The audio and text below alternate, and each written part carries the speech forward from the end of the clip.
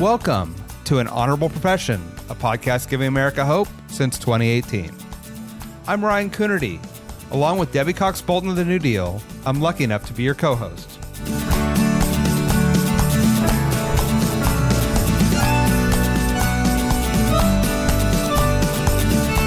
An Honorable Profession is a New Deal Leaders podcast. The New Deal is an organization that supports the next generation of American leaders. From attorneys generals to state senators to mayors to school board members, these are the people that are pushing policies and politics that will respond to climate change, rebuild our economy, address racial injustice, and restore our democracy. These are incredibly talented people who have dedicated themselves to public service when their country and their communities needed it the most. Check out newdealleaders.org to see what I'm talking about. With a new administration beginning in Washington this week, the importance of pragmatic and effective state and local officials has never been clearer. That was the message from former U.S. Secretary of Transportation and New Deal alum Pete Buttigieg when he spoke at our 2024 Leaders Conference. His remarks are a vital reminder of the key role state and local policymakers play in delivering results and making everyday life better for the American people. After his opening remarks, Buttigieg, who was then appearing in his official capacity as the Secretary of Transportation, joined MSNBC's Symone Townsend to look towards the future, sharing advice for how the country can move forward into a new, brighter tomorrow. This conversation is an excellent reminder of the type of leadership the country so desperately needs at this time. Enjoy. Well, first of all, thank you, Symone, for lending your voice and your mind to this gathering. And thank you so much to the New Deal, not just for having me now, but for everything that this organization has meant to me over the years. I really think I would not have had the chance to do what I'm doing now, and so many of the things I was proudest to get to do were it not for some of the friendships that I formed here. First of all, finding a group that was actually enthusiastic about talking smart sewers with me was a revelation when I was a new mayor. And then when I got it into my head to seek the DNC chair role, and many, many moments since then, I've turned to the people of this organization again and again for ideas, for nourishment. And frankly, the moments I remember best and found the most helpful in this group often came after regrettable political outcomes. So I'm especially glad to be with you right now. And by the way, if I'm tiptoeing on any of those, anything related to that, it's only because I'm behaving as a member of the administration and not here in a partisan role. But the first thing I wanted to talk about is that our work is not done. We have 2 more months. I just did a press conference at DCA, reminding folks that we are experiencing the heaviest year of passenger air travel in American history. And right now that has been coupled with the lowest rate of airline cancellations in about a decade. And we're working very hard to continue to take care of airline passengers and deliver consumer protections. We're working at a feverish pace on getting grants done. Announcing awards to grants that are deserving and qualify in programs that our teams have been working through, and taking the grants that have already been announced and getting as many of them as possible to an award agreement and getting them obligated. And so many of them have been working with with the communities, the cities, counties, the states where you lead. We've got overall, across the legislation, about $570 billion moving. For our part, over 60,000 projects. One interesting thing about that is 0 out of the 60, I think it's 66,000 now and counting, 0 out of them was invented in the U.S. DOT headquarters in Navy Yard here in Washington, D.C. All of these were brought to us by communities, by states, by transit agencies and airports. And so now that the funding is there, it will fall to state and local leaders to actually deliver them. But we're going to do everything we can until the bell rings to do our part to partner with those of you who are working on that. I remain convinced that the infrastructure law and the rest of President Biden's Investing in America agenda will eventually come to be known as the big deal. We've had the New Deal, the Fair Deal, the Square Deal. This is the big deal. And I'm...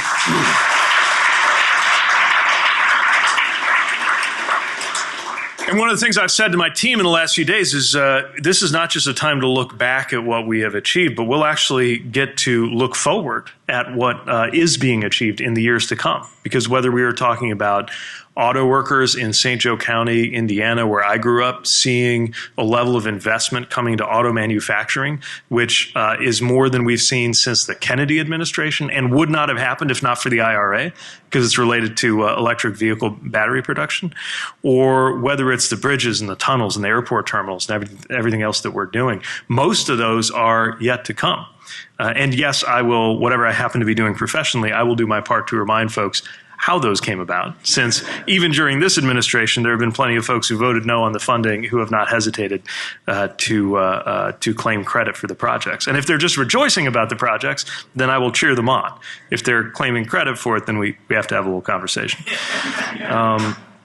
But whether we're talking about something like the tunnel under the Hudson River, that is one of the largest, most complex public works projects in America in our lifetime, or whether we're talking about six-figure streetscape improvements that are going to save lives in a community, including many of your communities that have been wrestling with how to confront the crisis of roadway deaths in this country. All of these are adding up to a better life in this country. And I'm proud of everything we've done to deliver that, and you have my commitment. We'll keep doing that every day I'm in this job. I have gone out of my way not to contribute to the many, many takes that are out there on the big picture until I have done more thinking and more listening. But there are three things I'm pretty sure about that I want to mention because they pertain in particular to the kinds of leaders who are in a group like this. The first is something that I said 8 years ago, and I believe even more strongly now, which is in a complicated time for the country, our salvation will come from the local.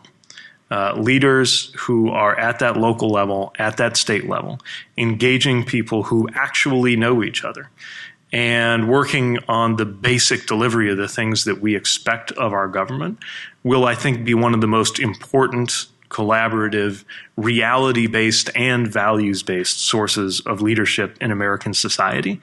And so you are all about to become even more important than you are.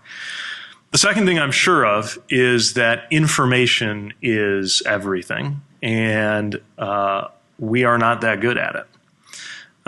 When it comes to staying abreast of the different ways in which people are getting their information, we've got a lot of work to do.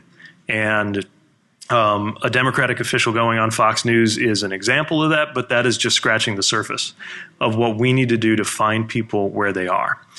Those two things, I believe, are related, by the way, because, for example, one of the few realms that is sometimes comparatively non-ideological and accessed by people from across the spectrum is something like local broadcast media, where a lot of you find your bread and butter work is done. But a lot of it's literally down to the neighborhood level, and we got to figure out how to take online conversations offline at scale. And while it is not obvious to do that, how to do that, that is something that through human history until about 15 years ago, we all did. So we're going to have to find ways to do that might on some level be a return to form, but on other levels entail information environment work that is unfamiliar to people who have taken a free press in a democratic society for granted. And so I also think we have a lot to learn from like-minded friends abroad. And the third thing that I will say is that we cannot be mesmerized by the worst things that we see happening. We will be inclined to react with shock by some things which are done precisely with the intent of shocking us. We need to move very quickly through the shock and condemnation into identifying what exactly has to be done. And that requires a more tactical mentality that, again, I think probably comes more naturally to people who have been in the trenches of state and local and county work than it does sometimes to leaders here in Washington. So with that, I will take my seat, but this is so nourishing and so refreshing and so encouraging to be with this group. And I'm really excited to spend a little more time together. So thanks. Thank you, Mr. Secretary. I thought I had some questions already and some notes, but I brought my notepad because I know you. And I was writing feverishly because I got some follow-ups. Oh. First, let me just start with your current job. You're the 19th Secretary of Transportation under the Biden-Harris administration. You have served the entire tenure of this. Yes, the big deal, the bipartisan infrastructure law, you had a big role to play in that in terms of its implementation. One of the, I used to be a commentator. I used to be a Democratic strategist. One could argue I'm a pundit.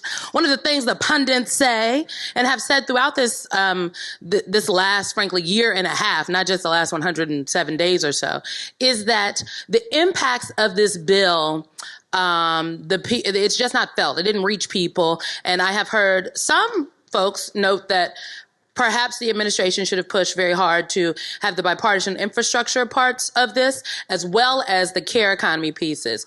I wonder what you think. You're the person out there handing out the monies, handing out the proverbial big checks. And these are very transformational projects. Yeah. It didn't seem to translate, one could argue. So a few things I think are important here. First, the nature of infrastructure work is it takes a minute. Some of the projects we're doing, Hudson River Tunnel is a good example. If we work at warp speed, could be done in the 2030s. That's at warp speed. Now, look, some of the stuff, about 14,000 projects are already complete.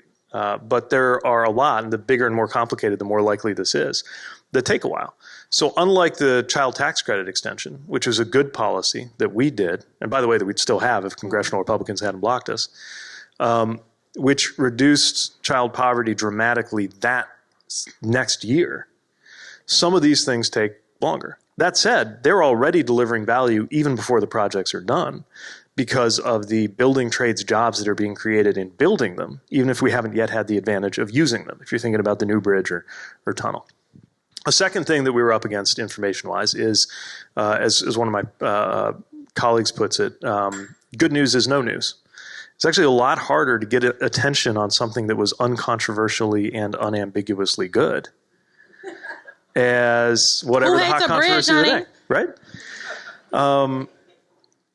And the third thing is the nature of infrastructure is it's supposed to work. Mm-hmm. Some of you who I used to geek out on smart sewers, we used to talk about this here at NewDEAL, that the connection between philosophical commitments about the meaning of life and the delivery of good water and wastewater is that if we deliver water and wastewater well, you never have to think about it, which means you have more bandwidth as a citizen freed up for thinking about the meaning of life and whatever that means to you. So oddly, the better it goes, the less we're in the headlines. And yet we need to make sure Americans understand, especially as more and more of these projects come online, which inevitably, but from a political perspective. The majority of them are going to come online in the next administration. Yeah. Kind of like what happened. The it's president-elect, this next administration is going to benefit from that. Massive EV battery factories rising out of the prairie in Indiana and Kentucky and Kansas. Most of them are set to come online in 2026. Oh, wow. 27, some of them 25. You're exactly right. A lot of these projects, most of these projects. Now, it's always the nature, just as mayors, break ground on something and then their successor gets to cut the ribbon on it. Part of that's the nature of the beast. The reason I called these big projects the cathedrals of our infrastructure wasn't because I was looking for a poetic word to describe something big. It's because I was thinking about how, cathedrals were often initiated by people who didn't even live to see them completed. And part of that's just the nature of the work. But mark my words, I will be there to remind folks who made sure these projects happened and who was in the way. Well, I have an additional question about the projects, but how are you going to remind people? Where are you going to be? You have a new job you want to tell us about? No, I don't know yet. Well, I can break news and note that he will not be a fellow at the Institute of Politics at Georgetown, okay? Because Mo Elethi already asked. I'm a big fan of that. Big fan. I'm a fellow this semester. I'm going to have a little distance between me and Washington most of the time for a little while. Okay. But I'm a big fan of the IOP at Georgetown. Have you figured out what you'd like to do? I have not. No. Okay. The only thing I've figured out is Chasten has a very long honey-do list for me. And I've got 2 3-year-olds who are just old enough to not only notice but care when I'm gone. And I'm really excited to be spending more time with them in Michigan. And I know that I will make myself useful later. I just don't know how. Okay. I might ask again before we're done. Have you if I figure it out in the next 10 minutes, I'll tell you. Have you spoken to your potential successor about this role and advocated for any of the work that your team has done to be continued in this new with this new administration, with the new secretary? Yeah, so I did reach out to him. We had a good conversation. I let him know that he has been named to the best job in the federal government, and he'll be, in my biased but accurate opinion, working with the best people in public service. Look, there's a strong tradition in our department of former secretaries rooting for the department to succeed, whoever's in charge. I have strong views about policy. I will continue to make them known to anybody who listens. It happened today at DCA, where we learned that some airline CEOs are hopeful that the next administration will be less passenger-friendly than this one. They said you have engaged in over-regulation from their perspective. That, this getting the people their money back when we sit on the tarmac too long. I've been radicalized by sitting on the tarmac too long. Let me just tell you. Okay? All of us have been at some point. I feel some type of way. Yeah. Do you feel like you engage in over-regulation? No, of course not. We feel that we did the right thing. I mean, look, we have these authorities for a reason. Now, there are some authorities our department hadn't really picked up and used, but they're there.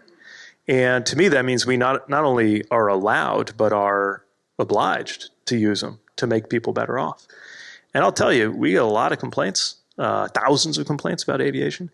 We haven't got a whole lot of complaints from passengers saying, I'm really upset that you arranged for me to get an automatic refund when my flight got canceled. I was really hoping you would keep that money in the hands of the airline and make me fight them for 9 months to get a refund or give me these points I didn't even want.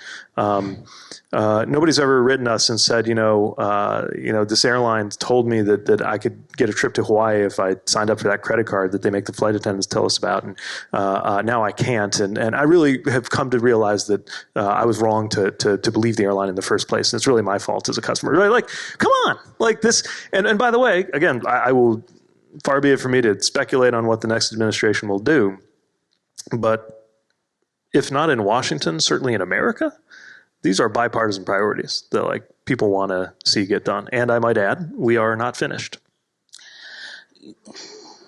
What does that mean you're not finished? Because let me just say, 66,000 projects, over $700 billion out the door. You were trying to get all of the money out the door.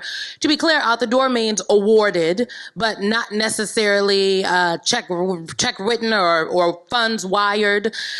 You cannot guarantee, right, or maybe you can. I'll let you answer the question. But can you guarantee that the monies will continue to flow even after January 20th, 2025?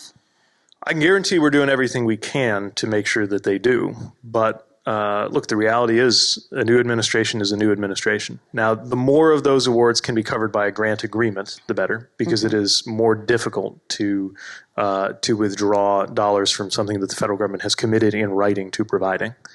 But I also think, again, out around the country, communities that find that the administration, the federal government made a promise to them, and somebody tries to take that back, I think that kind of policy change will arouse a very serious response that would hopefully protect those funds. What haven't you done yet that you are planning to do in these next 2 months? Well, stay tuned. But, we're... You're not answering none of my questions. This is how they feel on Fox News when Pete Buttigieg comes on. We're working. We've got more awards to announce. 3 or 4 major programs where I think we can make the announcements responsibly before we're done. Just in the last 30 days, we've done almost 800 projects that have been funded, billions of dollars that we've been able to move. We're not stopping because of the political calendar. We are working on rules, including a rule that would require compensation for airline passengers. Right now, you can get a refund, but in many parts of the world, you get compensated for your time if it's clearly the airline's fault that you were delayed for an extremely long amount of time.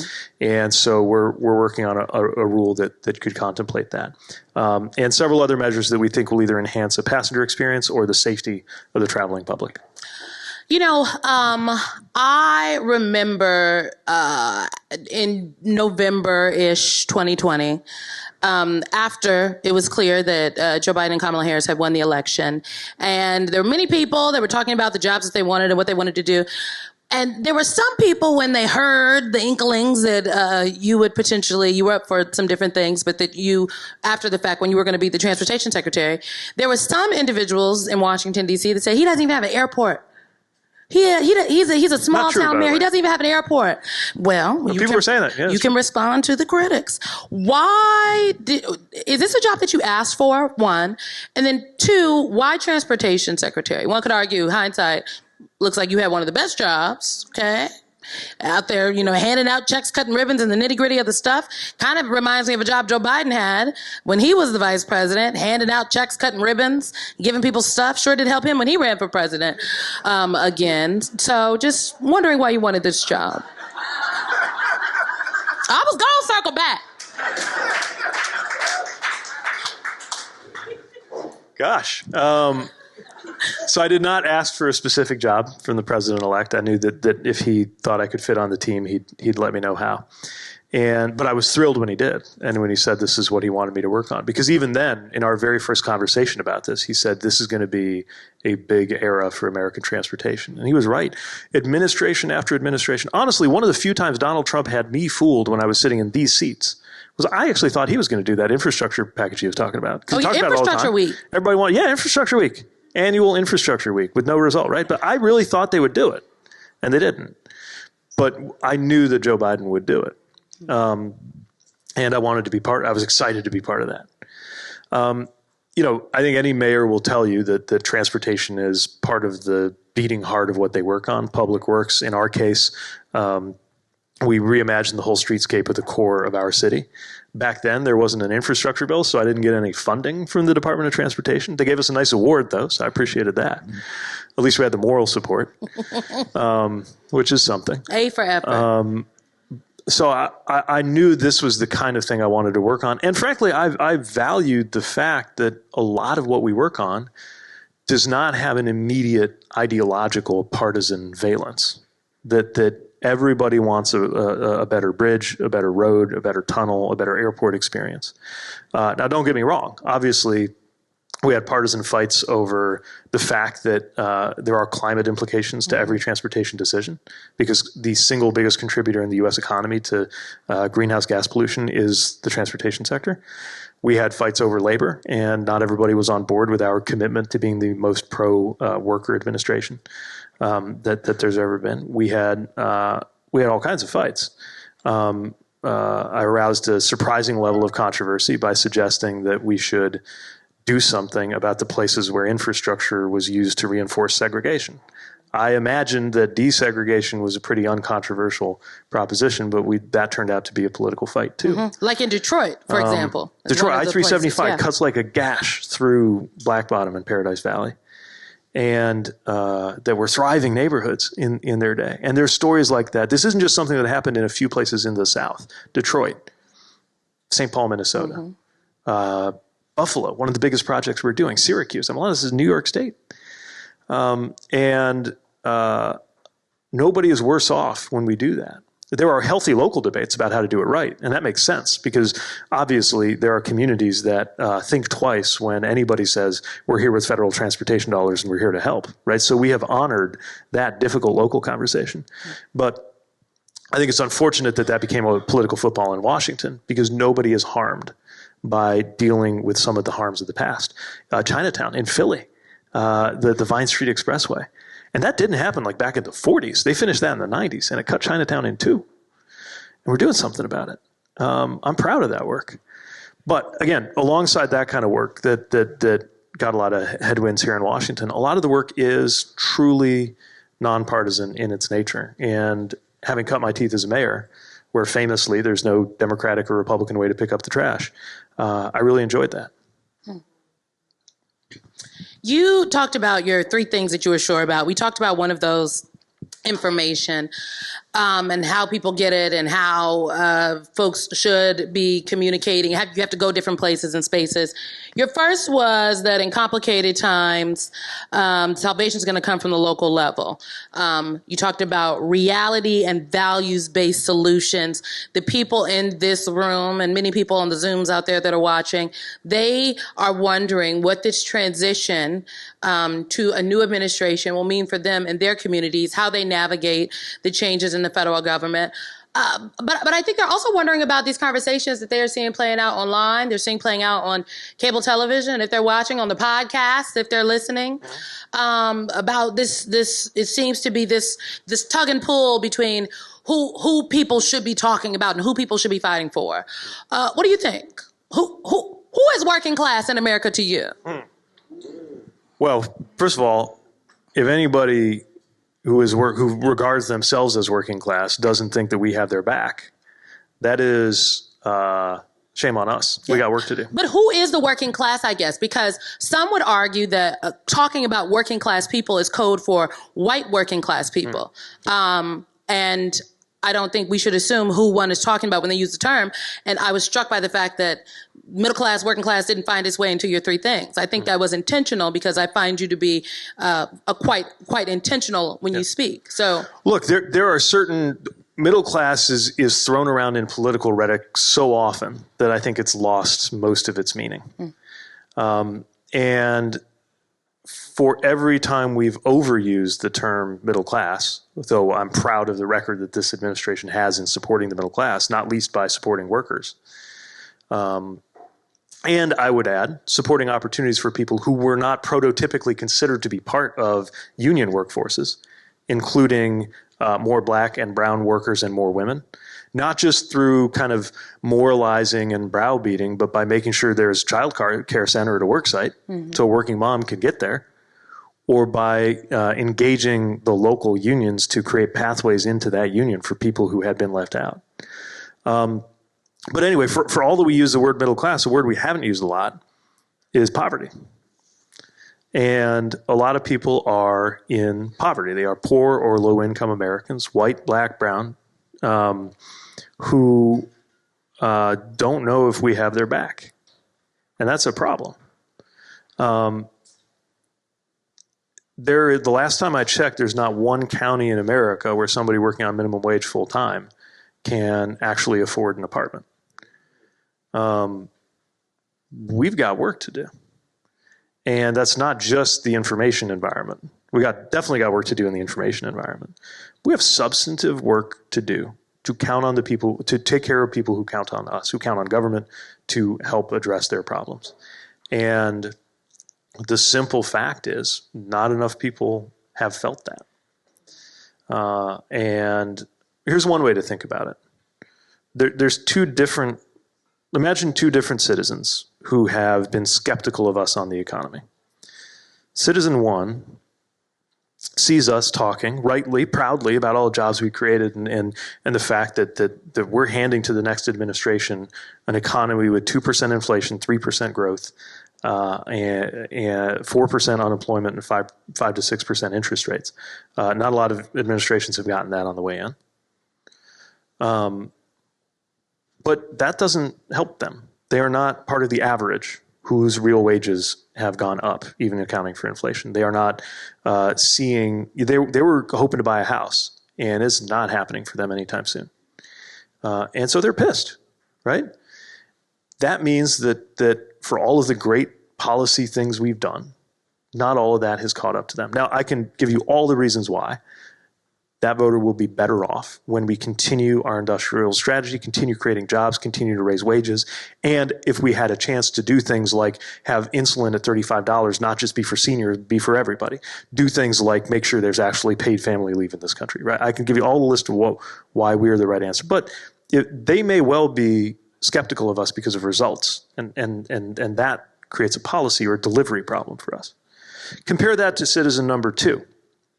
It's all hypothetical, but imagine a citizen number two who, if you ask them how their economy is doing, she'll say, oh, I'm great. I got a raise. I'm definitely better off than I was 5 years ago. I'm expecting a promotion, and I'm about to buy a house. She's happy with her personal economy. and also is among the 50% of Americans who believe that unemployment is at an all-time high right now. In that case, that's an information problem. Did you all know that was true? Yeah, roughly half of America believes that unemployment is at an all-time, or at or near an all-time high. So why does somebody think that? Do they think that because they're actually citizen number one, and when they hear unemployment, what they really mean is just my economy and my economy sucks? Or are they citizen two, who actually thinks their own economy is great, but see a lot, aren't getting media from sources that report the fact that unemployment is in fact at its longest level of being low in peacetime I think since long before I was born, right? How we respond to those two challenges, each of which is very different, I think is a big part of what we have to do going forward and have to get right.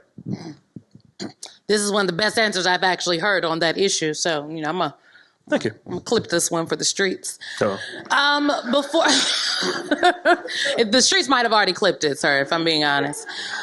I guess lastly, if you had to give, because look, I know you're like, we got to listen, we got to talk, local leaders. I think there's a lot of people that agree with you. I personally would agree with you on that. I think there's a lot of listening that needs to be done still before ways are charted forward for a lot of people that I used to work for and in that party. However, folks want answers now. Decisions are going to be made now. The mayors across the country, the local leaders across the country, they have to make decisions right now about how they are going to engage. What are the two tangible things you would tell them? I would say it all comes down to the politics of the everyday. What does that mean? It means, before you even get into it politically, I will just say philosophically. If you back all the way up, at least if I do, the point of all of this is to make somebody's everyday life better. And that's true whether we're talking about literal bread and butter issues. And by literal, I mean, agriculture policy. Or whether we're talking about what is classed as social issues, but the reason it actually matters is it matters in somebody's everyday life. Nothing is more kitchen table for me than the fact that when I'm at my kitchen table, my husband and 2 children are there with me, right? That's not some abstract social theory commitment to me. That's our kitchen table. But what all of those different things have in common is they're about everyday life and how it gets better or it gets worse based on the decisions that people in big white buildings in Washington, D.C., and much closer to home in City Hall and everywhere in between make. And we have to orient our practice around that. Our rhetoric, of course, but also our work. And not get caught up. And one of the many reasons I think salvation will come from the local is it's easier to not get caught up in all the games that are played around here. When you are accountable to the constituent who stops you at the grocery store, or when you yourself, because local leaders and officials eat what you cook because you are by definition residents and citizens of the places where you lead and govern, actually realize, oh yeah, there is a problem with trash pickup because my trash didn't get picked up. I better call my public works department and see what's going on, right? Like staying oriented to that is absolutely consistent with our values, our philosophies. But it reminds us that what matters about our values and philosophies is how they cash out in making people's lives better, not the other way around. And it will be especially difficult to do that given all of these shiny objects that will be cast before the American people on an exhausting hourly basis for the next many years, as they have been for the last 9 years or so, because that's going to keep going. And sometimes they'll do something that you have to respond to. Like morally, you have to respond, and yet you cannot let it dominate the agenda. And there will continue to be examples of people who figure out how to navigate the toughest issue. Sarah McBride, remember like in Congress, right? New Deal leader? I knew it, right? So figured out how to make very clear, like, what they're doing is wrong. But that's not what I came here to fight over. I came here to fight for my constituents. So even though what they're doing is wrong, that's not what I'm about right now. And it didn't give any ground to people who are doing something cruel and wrong. But also reminded everybody that they're the ones who are worried about where other people go to the bathroom. She's worried about how to make life more affordable for people who live in Delaware who elected her and sent her to Congress to deal with that. And put them on the defensive. Let the Speaker of the House of the United States of Representatives, not some high school model Congress, but the actual United States Congress that writes the laws that we all have to live by, explain how in a country that has crises ranging from the character of its democracy to the affordability of its housing, why he is spending 1 second of his time policing where one of his congressional colleagues gets to go to the bathroom. Right? That's the politics of everyday life, and that's what we got to get back to. Let me also just say, I think the culture wars for the current Republican Party apparatus, they are in fact the playbook, but they're also a distraction. And maybe an understanding of that would make a lot more people better off in how they fight the good fights and the real fights in this country. Secretary Pete Buttigieg, it's just been so lovely to chat with you. 19th Secretary of the Department of Transportation, ladies and gentlemen, New Deal alum, Secretary Pete Buttigieg. Thank you for your time.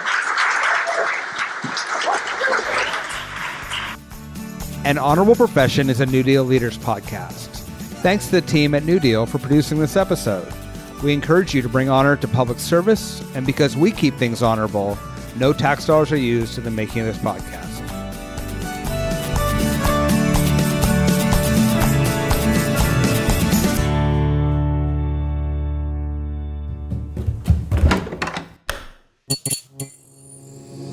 This podcast is part of the Democracy Group,